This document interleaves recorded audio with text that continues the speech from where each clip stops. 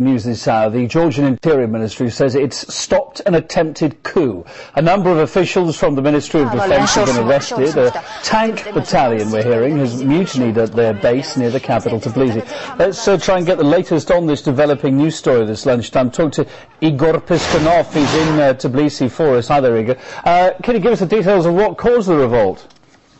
Well, unfortunately, there's not that much information I can give you at the moment, but Georgian police do say that several top Georgian military officials have already been arrested and some are currently being searched for. According to the Georgian Interior Minister, they're all being accused of attempting a coup and involvement with Russian security services. Police say that the aim of this coup was also to disrupt NATO military exercises, which are due to start on Wednesday, and we know that Russia has been strongly criticizing this drill, saying that they might destabilize the situation in the whole region.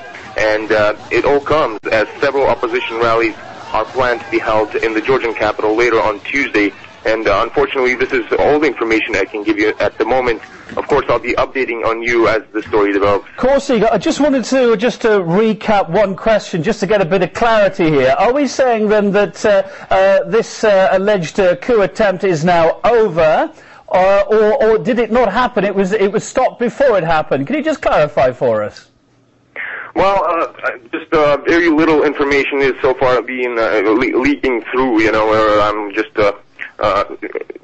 working with the local journalists and trying to find out as much information as possible. But I assume that it was prevented before it started, and they say that it was being plotted for some time, and Russian security services were involved. So I guess they managed to stop it before it happened, if it was going to happen indeed.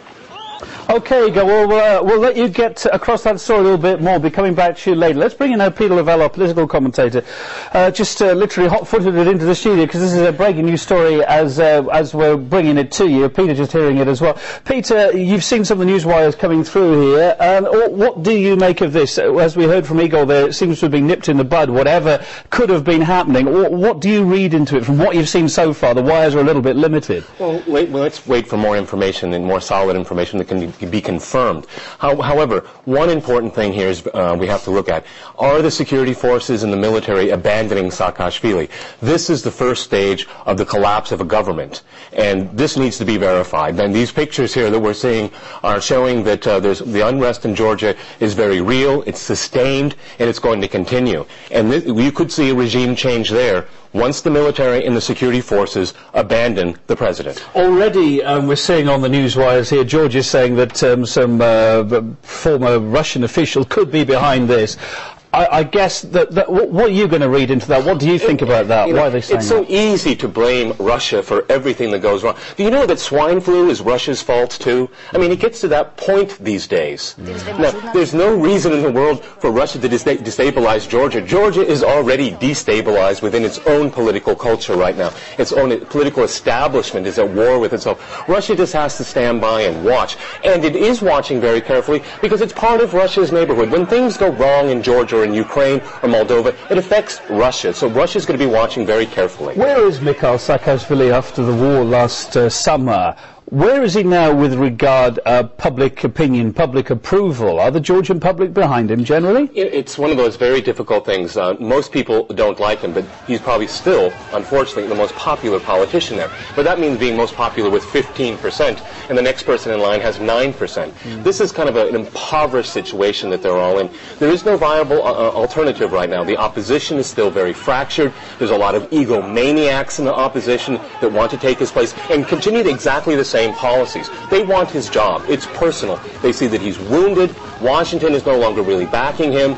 So this is really where we're at. It's really disarray. We need a breaking point, and this is where it's going to. Again, I'd like to stress, if the military and the police start abandoning them, this is when we're going to see chaos. And of course, this news coming out today, just very shortly before the Partnership for Peace program, these joint NATO military exercises taking place in Russia's back door. And this is something that we're going to be very closely watching. A provocation. Someone wants to spoil the party, as it were, down there. Maybe set off the Russians again. Maybe firing over the border in South Ossetia. It's very unstable right now. I'm going to be watching it very, very carefully because there's a lot of people that hope for the worst, and we could get that. And this could be a preamble to it here. Or is Saakashvili making this all up? Okay? We've seen him, and I'm going to say it very, very clearly, we have seen him lie before and repeatedly lie about what's going on in this country and on Georgia's border. This, of course, just coming a month after all those demonstrations on the streets, asking for him to go, and those demonstrations have died off. But do you think he'll be looking at what's happening here more closely today, potentially, if what is being reported has actually happened? Well, he's probably looking for a provocation to blame Russia for everything. We've seen this repeatedly in so many incidences, and then he walks away from it and say, well, it wasn't exactly the Russians that did it, etc., etc. So it's always an easy way to get people riled up in Georgia. And I want to stress, too, the opposition doesn't have a quote-unquote pro-Russian candidate. No, they're all equally anti-Russian. Okay, well, Peter Laval, we'll be coming back to you a little bit later for more on that as the details come through. But just to bring our viewers, again, up to date with the breaking news story this hour. According to various sources, we're hearing that an armoured infantry battalion had refused to obey orders at a military base near Tbilisi amid reports of a planned military coup.